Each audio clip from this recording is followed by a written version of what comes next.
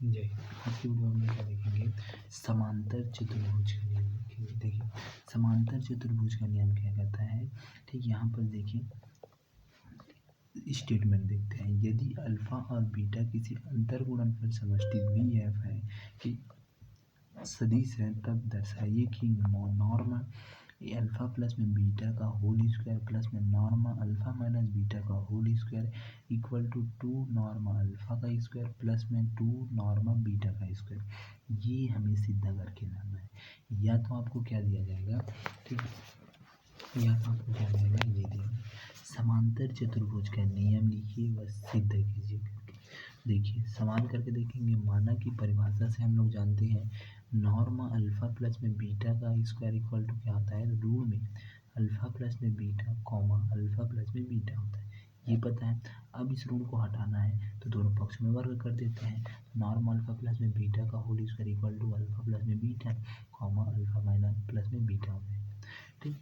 अब उसका देखिए नॉर्म अल्फा प्लस में बीटा का होल स्क्वायर इक्वल टू, देखिए इसको इसके साथ मल्टीप्लाई करेंगे तो इसको मल्टीप्लाई करेंगे तो अल्फा अल्फा हो जाएगा, प्लस में देखिए प्लस में यहाँ पर इसको मल्टीप्लाई समझ लीजिए, ठीक। ये इसके साथ हो जाएगा अल्फा कॉमा बीटा हो जाएगा, ये इसके साथ होगा, फिर इसका आएगा बीटा अल्फा हो गया प्लस में यहाँ पर बीटा बीटा हो गया, ठीक। अब उसके देखिए यदि हमारे पास जैसे कि ए रहता है तो उसको नॉर्मल अल्फा का स्क्वायर लिखा जाता है, ये याद है, ई का स्क्वायर लिखा जाता है। वैसे यहाँ पर नॉर्मल अल्फा प्लस में बीटा का whole square equal to normal alpha का स्क्वायर प्लस में अल्फा कॉमा बीटा प्लस में बीटा कॉमा अल्फा प्लस में नॉर्मल बीटा का स्क्वायर, समीकरण 1 दे देंगे, ठीक।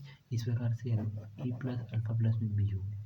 सेकेंड अल्फा माइनस में बी करते हैं तो नॉर्मल अल्फा माइनस में बीटा इक्वल टू ऋण अल्फा माइनस में बीटा कॉमा अल्फा माइनस में बीटा। देखिए ऋण को हटाएंगे तो क्या आ जाएगा, नॉर्मल अल्फा माइनस में बीटा का square equal to alpha minus में बीटा अल्फा माइनस में बीटा, ठीक। अब उसके बाद देखिए नॉर्मल अल्फा माइनस में बीटा का होल स्क्वायर इक्वल टू, ये इसके साथ होगा अल्फा कॉमा अल्फा यहाँ पास minus alpha comma beta minus alpha comma B alpha beta comma alpha plus में यहाँ पर बीटा कॉमा बीटा हो गया, ठीक। ये हो जाएगा नॉर्मल अल्फा का स्क्वायर, ये भी हो जाएगा नॉर्मल बीटा का स्क्वायर, ये हो जाएगा अल्फा बीटा यहाँ पास माइनस बीटा अल्फा, ठीक। अब समीकरण 1 और समीकरण 2 को जोड़ देते हैं।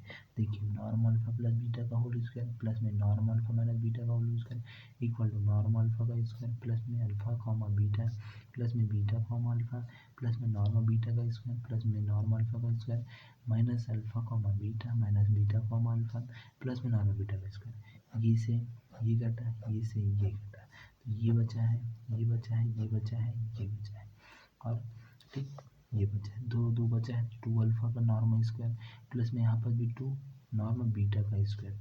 इस प्रकार से ये मेरा प्रूफ रहा, ठीक। इस प्रकार से आपको यहाँ तक बनाना है, ठीक। ये हमारे पास से, ठीक।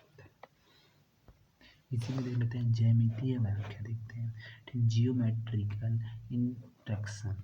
माना कि अल्फा और बीटा सदिश समष्टि है, V2R से सदिश है। माना कि सदिश अल्फा और बीटा क्रमशः एक समांतर चतुर्भुज ABCD की भुजाओं AB और BC से को निरूपित करती है, तब सदिश अल्फा प्लस में बीटा और अल्फा माइनस में बीटा क्रमशः समांतर चतुर्भुज के विकर्णों AC व BD को निरूपित करता है। तो यहाँ पास AC का स्क्वायर प्लस में DB का स्क्वायर इक्वल टू 2AB का स्क्वायर प्लस में 2 बीटा C का स्क्वायर हो जाएगा। तो अर्थात नॉर्म अल्फा प्लस में बीटा का स्क्वायर प्लस में नॉर्मल अल्फा माइनस बीटा का square equal to 2 alpha normal alpha का स्क्वायर प्लस में 2 नॉर्मल बीटा का स्क्वायर।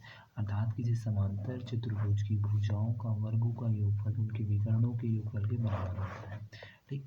तो इस प्रकार से ये हमारे पास होता है, ठीक। तो इस प्रकार से बनाना है, ठीक। धन्यवाद।